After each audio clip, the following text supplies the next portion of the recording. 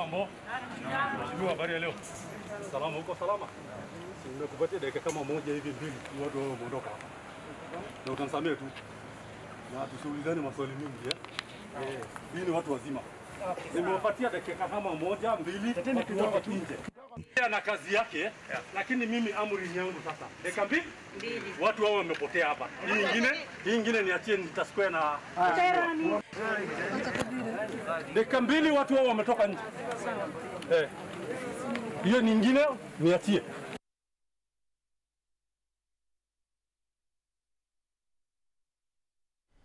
All right, and those are the images of some time, was it in May or June, when Tharaka Nithi, where former CS Mwangi Kiunjuri was there going on with registration of members of a political party. But at the same time, he spoke to the media shortly after that altercation with the police and spoke about it. Can we listen to that?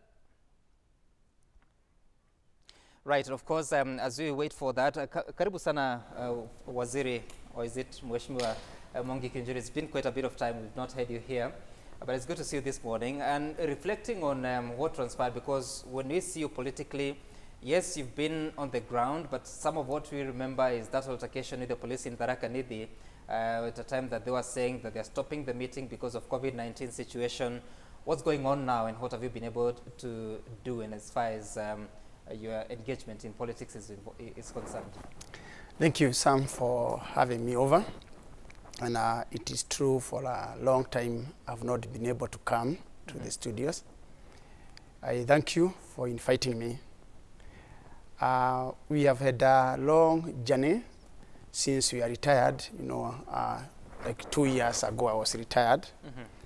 And as I promised, I did not go back home. I continued doing what I know how to do best. And we started formation of the party, the Service Party of Kenya. And when we started, we were very clear in our mind, and we promised our supporters that we are building a grassroots party. And we were to engage in grassroots operations, whereby we were to start listening to us. And in the process of recruitment, that is how you see me in the Tharaka Nithi County and the encounter.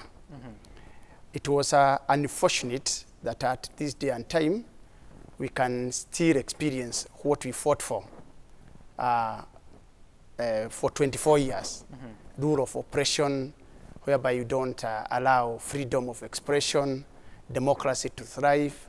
You continue stifling other people's rights, and not allowing democratic space to open. But we have continued despite the difficulties. We have been complaining here and there, because if you look at the way the rules are being applied, the COVID rules, which we must respect. And if you're able to look at that clip, we really respected the COVID rules. But unfortunately, the way they are being administered, right, in a way they are discriminative. Because you see, markets are ongoing. You see bus stations are still full of people. But you want to limit ordinary people, like the church, not to operate. And those are the people who really would like to respect the COVID rules. Right. When you limit the rights of our religious rights, you limit our rights to associate. In this case, that you are fighting COVID, then it becomes very unfortunate, where we see also the the heavyweights, attending rallies, huge rallies, without observing protocols. And there's something I want us to listen to again, that you spoke on that day, and to some extent that was disrupted by tear gas. Let's watch. The most important thing that should be noted is that as we are speaking, there are already people who are holding meetings in other places. A house of a member of parliament that's already going on.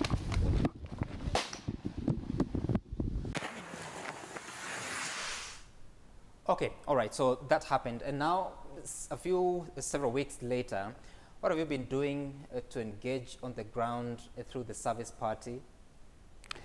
We have a program that we are adhering to. We are a very organized party. We know where we want to get our people to. We have still been we have continued with engaging our people.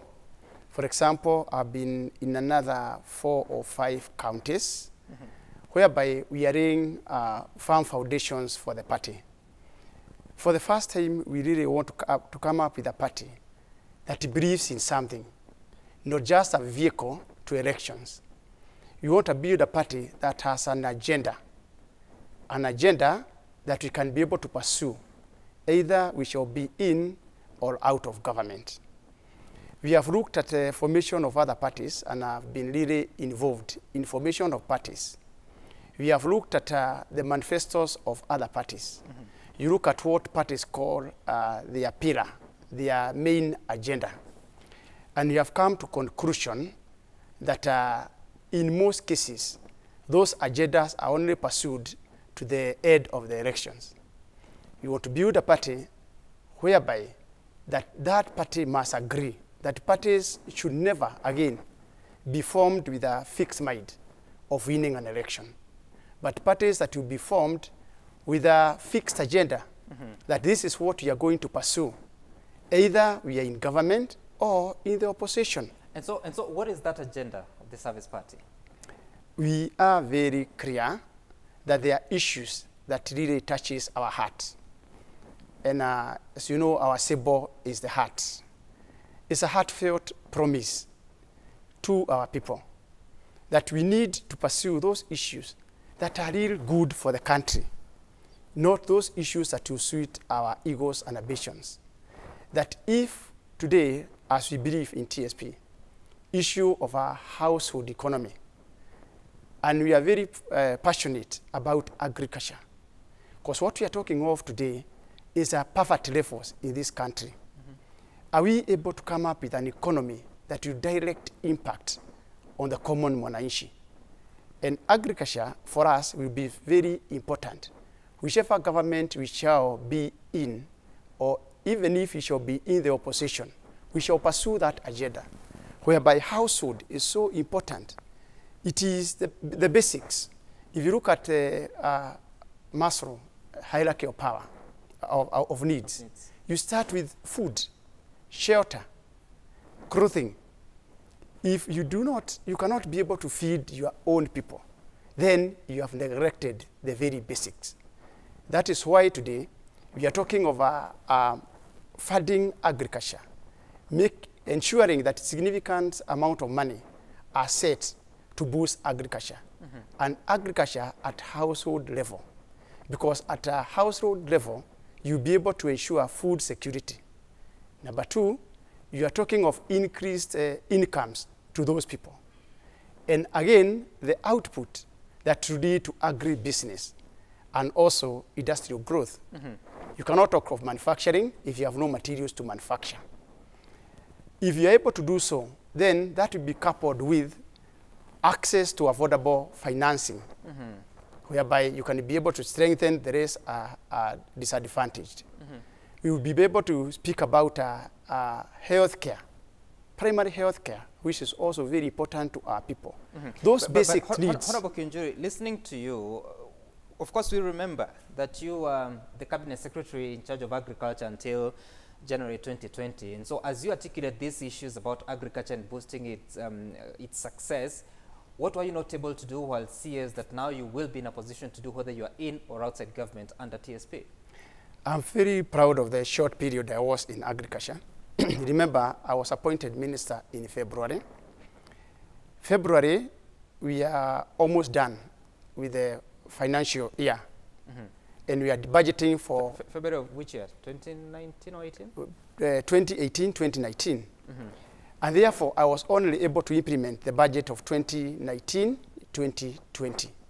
What I'm proud of is that we were able to come out with the agriculture sector growth and transformation strategy. If you remember very well, when the president went to Parliament last year, the state to address the nation, the State of the Nation address, he was very clear that of the Big Four agenda, he's only going to be able to lay the foundation. What is foundation? For us, we left the we put a strong base for agriculture through the agriculture sector growth and transformation strategy. This is the strategy that the current minister and the other ministers that will be coming up in the next 10 years are going to apply. And therefore, I have the advantage, having been there to see it born, we can be able to really implement that strategy. Do you think it's being implemented now? It is. I would like to say, much as sometimes people think that if you're out of government, you should always criticize the government. I can say Munya is trying. If you look at the development in tea sector, coffee sector, and in other areas, he's trying to implement the strategy. And I can assure you, if we can take it seriously, give enough resources to agriculture, subsidize agriculture, look at issues of research and development, which we have neglected, issues of innovation, then you'll be growing this country to another level. For example, we had a very good and elaborate plan on mechanization. We were talking of raising mechanization in this country, which is now at about 20% to 45%, and all what we needed was 10 billion. And therefore, there are those programs that do not require huge amounts of money that can be done, and in a very quick way, you'll be able to spur the economic growth of this country. If you look at, like for example, monies allocated to other sectors, infrastructure. If you put in 100 billion in 3 years in agriculture, I can assure you the outcome will be felt everywhere in this country and beyond. But why was that not possible under the current regime? It's about the priorities. And 2, allocation. And 3, implementation. One of the areas that we really want to look at as the Service Party of Kenya are issues to do with monitoring and evaluation. Are we monitoring what the resources that we are putting in? Are we able to follow up issues to completion? Are we starting things and dropping them? Because that is the main issue. You start an agenda, take it to the parking area. You forget it completely. You need to be consistent. We need to have an agenda that we are pursuing to the end. We need to have a minister who is free to implement an agenda.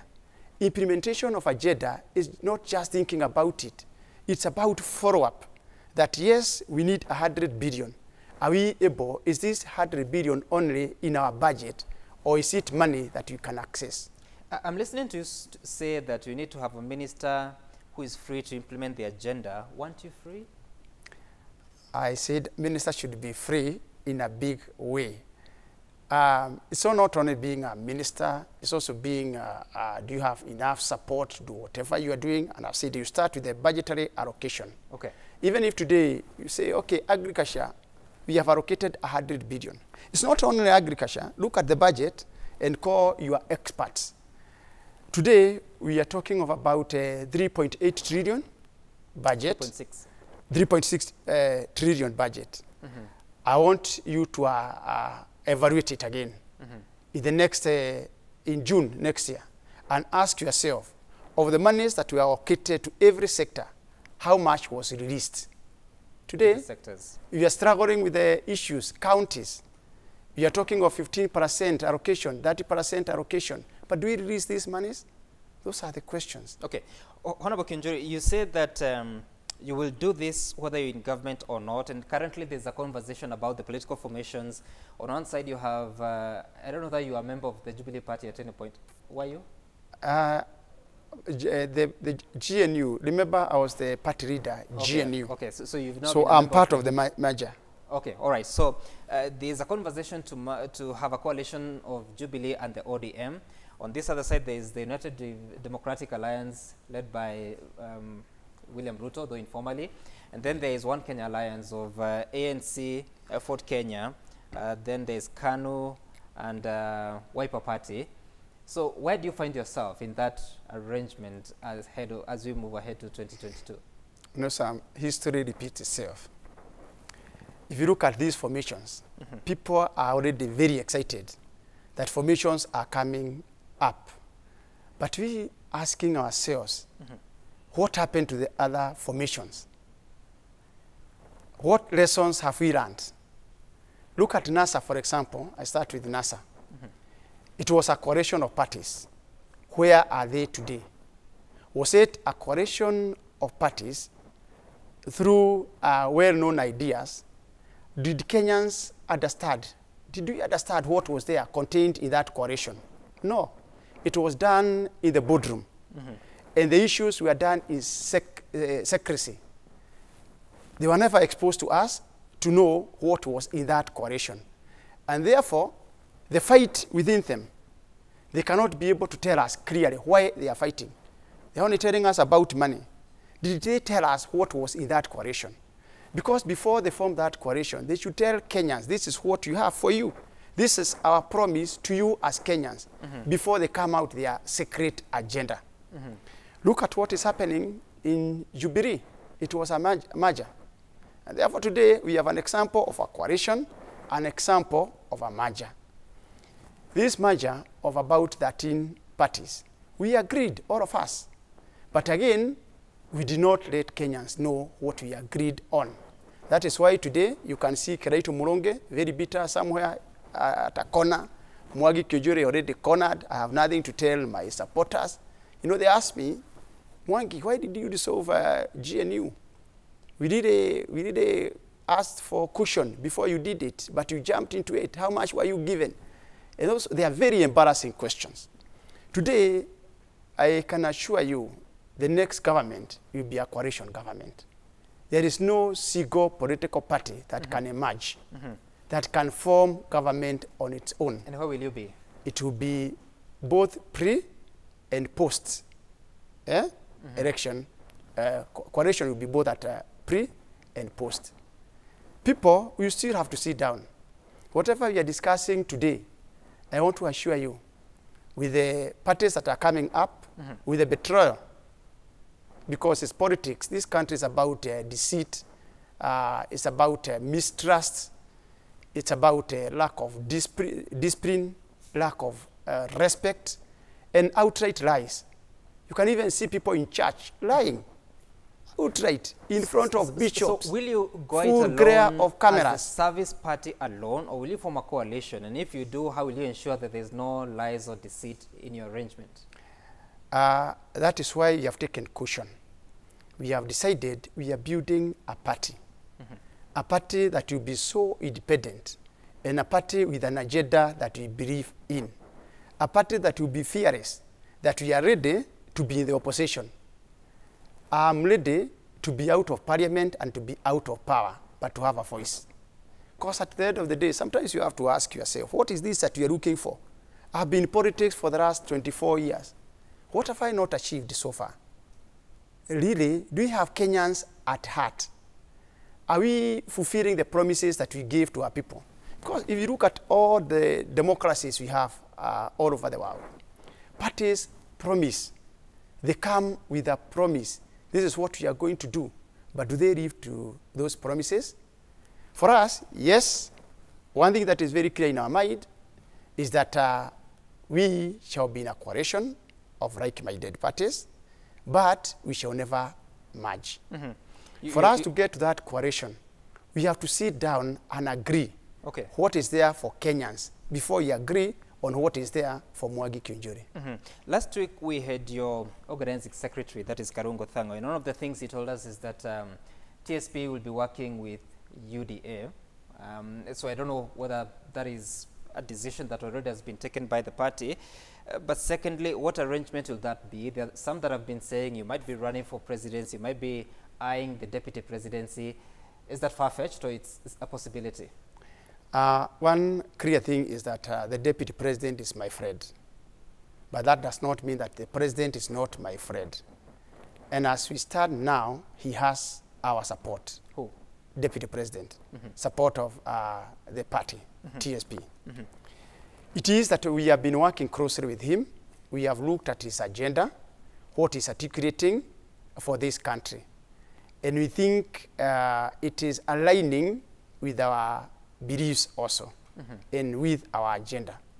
However, it will be a working relationship whereby it will be partnership. We are not coming in as a weak party. Either TSP will have 10 members of parliament and UDA will have 100 members of parliament. We must be treated as partners. Because at the end of the day, it's not about how many members of parliament that you have. It is the promise that you are going to make to the people of Kenya.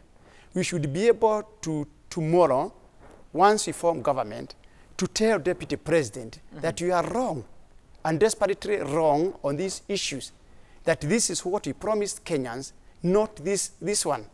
If today we agree that these are the issues that we are agreeing on, issues to do with the development of this country, issues to do with social justice, issues to do with economy, and we discover 1 year down the line, he's not towing the line, that he has already taken a bypass, another route, we should be able to tell him, no, Mr. President, this is not you promised Kenyans. Right. But today, we have parties that are muscled.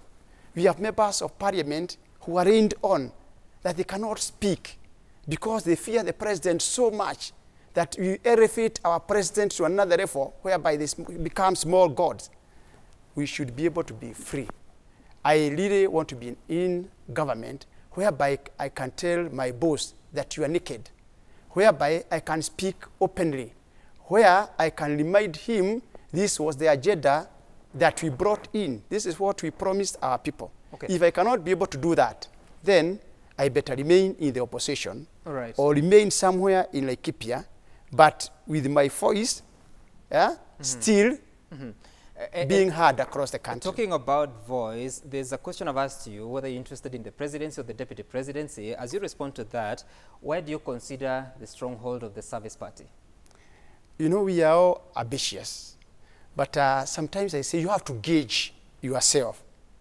How far can you be able to push an agenda? You know, if witches were horses, all of us would ride. When you speak of, come out with people saying, oh, I'll be the next kingpin, I want to become the deputy president. First, I ask myself, if I was the one running for presidency, I want to become the president of Kenya, which qualities would I look that I want to have the person of deputy president? What is he coming up with? There are a number of things that we look at in politics. Will this person have any influence from the area he's coming from? Because look at these coalitions. Say, Raila Odinga, ODM, the base. Wiper, Kalonzo Musyoka, his base. ANC, Moses, and all of us is about the base. Where are you coming from? And yourself? Can you be able to articulate issues that concerns the campaigns and our people? I look at TSP as a very strong party. Because again, if you start gauging political parties in this country, because sometimes we are discussing issues, but you don't want to look at the real sense of things. If you ask you one question, all of us, where are we coming from? Which is your base? TSP, we are in 19 counties, where we can demonstrate that we are following, not being paper tigers, that we are heard on the national television, in public rallies. We are grounded in those 19 counties, whereby we will have a fighting chance. Which counties that is? I can name a number of them. For example, you have the Mount Kenya counties, 10 of them, plus Nairobi, 11. We have very friendly counties like Kajiado, Lamu, Isiolo, Trans Nzoia, Uasin Gishu, Sabulu. We are also in Narok County. Okay. About 19 of them. Okay. Very few readers, I can assure you, will have more than 3 counties whereby they can say they are properly grounded. Okay. All right. And how about Kiunjuri? Because you say, looking at your list of 19, majority of those are in the Mount Kenya region, 10 of them. And you know what has been going on in the mountain? The divide between Mount Kenya East and West, that even one Governor Kiraitu Murungi said that they are tired na mchezo wa paka wa mbwa na paka, to the extent that he was saying they are going to form their own party and be at the forefront to get their cut of whatever buffalo will be fell. So what is your comment about Mount Kenya politics? Do you think it has reached that point that it's free for all, or it's still that controlled one voice speaking at the vote? It's about political space. Politicians must remain relevant. And for them to be relevant, they can either decide they want to take particular route. That today, if I issue a controversial statement, our people will follow us.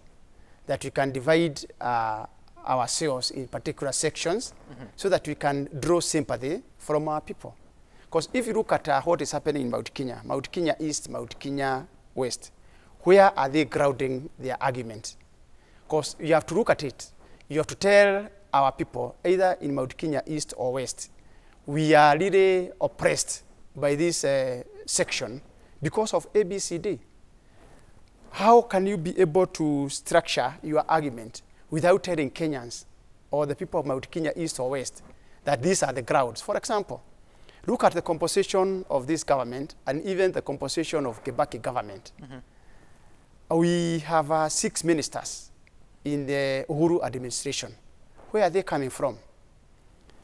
Mount Kenya East, we have Peter Munya, we have Kobia, and we have Cecily Kariuki. Those are 3. You come to Mount Kenya West, we have Mushero, we have CS Macharia, and also CS Macharia, CS Mushero, and the other one is Kagwe, Mutahi Kagwe. Those are 3. If you want to talk about oppression and discrimination, even if you look at population, population is not the same, but distribution of cabinet position is equal. I thought Cecily was from Nyandarua. No. She's from Ebo. Number 2, you look at development, infrastructure, a social well-being. Can somebody stand up and say we are discriminated? No. In fact, during Mwai Kibaki's administration, it is Mount Kenya West that was complaining that they are oppressed, that they are not getting enough from that administration.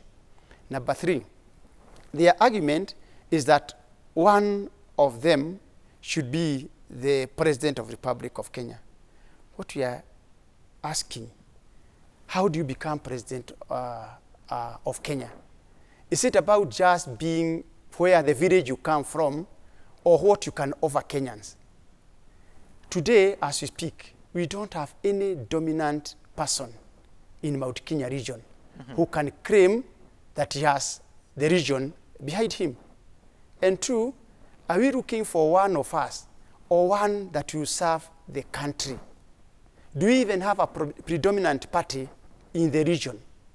And therefore, if you really want to become President of the Republic of Kenya, are you going to tell us that I come from this section of the Republic of Kenya and therefore I qualify? Or you are going to tell us we have a qualified person who is better than your person that you are bringing in. We have a better agenda than your person, and therefore we should be elected. Or are you telling us that because you come from this region, you have to produce a president? Already we've heard from the National Assembly Speaker, Justin Muturi, saying that he's interested at going for the presidency. He comes from the Mount Kenya East region that you refer to. But what role do you think Mount Kenya will play? Because looking at the statistics of 2017 general election, there were 5.3 million voters from the 10 counties of Mount Kenya, including Nakuru, which was obviously multi-ethnic. What role do you think it will play with all these, such a very significant vote share? Remember, it is not only Mount Kenya region. It is Mount Kenya region and its diaspora. We have 51% of our voters. They never live in Mount Kenya region. They are out of Mount Kenya region. They have a voice. And in fact, most of the times they are forgotten. We tend to concentrate on issues to do with our community, because when you talk about Kenya region, you are talking of a certain community. We have those people, our people who are living in Turkana, Rodua, Lamu, Uasin Gishu, Moyale, all parts of the country, they constitute 51% of our voting bloc. And therefore, they should never be ignored. We already have a number of candidates. We have Justin Muturi, who want to become president. We have Jimmy Wajigi. We have Mwangi Wairia, and others. I really want to say it's good for them to have ambitions, because as I said from the beginning, it's good to have ambitions. But how do you fulfill those ambitions? Okay. For us as Mount Kenya region, we are going to look at other Kenyans, all players. We will be looking at William Ruto. We will be looking at Raila Odinga, Kalonzo Musyoka, and others. And what we shall be asking ourselves, what can they offer? Although one thing that must never be ignored is that Mount Kenya region voting bloc cannot be ignored by anybody. It's a huge bloc. But I want to remind our people, it is not about the numbers. It is about the unity of the numbers.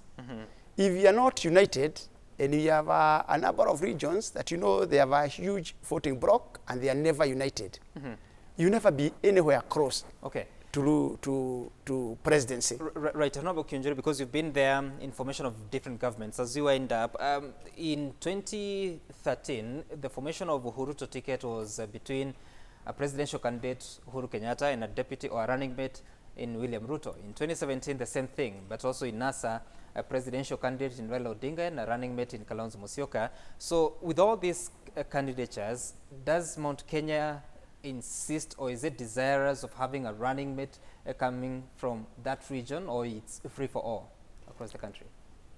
I believe it should be free for all. That any Kenyan who is capable, any Kenyan who has what it takes to become deputy president should be considered. Ruto, Raila, and all those who are contesting to become president should not look at the region alone. They should also look at other areas. However, with the bloc that we have, with our numbers, it becomes very attractive to all candidates to look for a deputy from Mount Kenya region. You have asked me whether I'm desirous, whether I really want to become deputy president. That question has been asked so many times. My answer is that for you to become deputy president, you have to ask yourself, do you want to be given the seat of deputy president, or you want to prove yourself worth to be the deputy president of the Republic of Kenya? What matters are numbers. Today, if we are able to galvanize our support across Mount Kenya region and other parts of this country, and we shall be a formidable force, then we shall be able to attract those candidates. That way, William Ruto will be able to call me on in a sitting, and we shall be discussing agenda. Which agenda do we have as TSP? And we shall be asking him, which agenda do you have for this country? And therefore, I will not be coming in as a deputy president who has just been picked, but I'll be called in with respect, because he'll know first that I have an agenda. Number two, I have people. Can you imagine a situation whereby deputy president was just handpicked by Uhuru Kenyatta? Where would he be today? I can assure you he will not be in that Hasra mansion. He will be somewhere in Sugoroi, seated there with only a driver and a bodyguard. And therefore, you have to ask yourself, do you really want to become a deputy president who has no say? For us as TSP, we shall pursue an agenda so that when we sit on that table, when we sit and discuss coalitions with anybody, it will be grounded. Okay. All right, just one feedback. We are practically out of time. Engineer Lazaro is asking Honorable Kiunjuri just the same question you're just responding to. Are you gunning for Ruto's running mate, or you're positioning yourself as an alternative in Mount Kenya after Uhuru Kenyatta retirement? Just one final question as you reflect on what's going on in preparations for the 2022 polls. At the moment, selection of IBC commissioners is going on. They might come in office in August 2022. do you have any burning concerns with the electoral regime and the process of getting to 2022 that you'd want addressed now? Really, we all need to be concerned. We ought to be concerned as Kenyans. Mm-hmm. Elections are about preparation. Look at what is happening with the IEBC. To date, they have not picked commissioners. To date, we have an election act, political parties act, and other acts that are supposed to support this election. They are still in parliament. We are talking of a team of commissioners that are coming in, and they need to come and educate themselves to be well versed with the operation of our IEBC and their role. We are looking at facilitation. Are they properly facilitated? We are looking at political parties. Are they organized? We are looking at judiciary, again, who are also major players. If you look at all the parties that will be concerned in this election, we need to be worried. We need to draw our attention and our lessons from Krieger report. What did they say about elections? What should happen in the last 1 year to elections and what should not happen? Should you be having a country that is already nervous, that we are not very sure of how elections will be conducted, that we are still in confusion. We are still discussing BBI at this hour, that 1 year to the general election, because August is here, it's beckoning. Do you foresee a situation whereby that we shall have a disorganized election? And therefore, for me, I'm concerned. Okay. I've been able to come out, spoken on this issue on several occasions. I am happy that the church has taken it over. All right. And I wish that all other political players should come out and be very clear. All right. That we should put all our resources and effort to ensuring that we shall have a free and fair elections. Honorable Mwangi Kiunjuri, thank you so much for your time.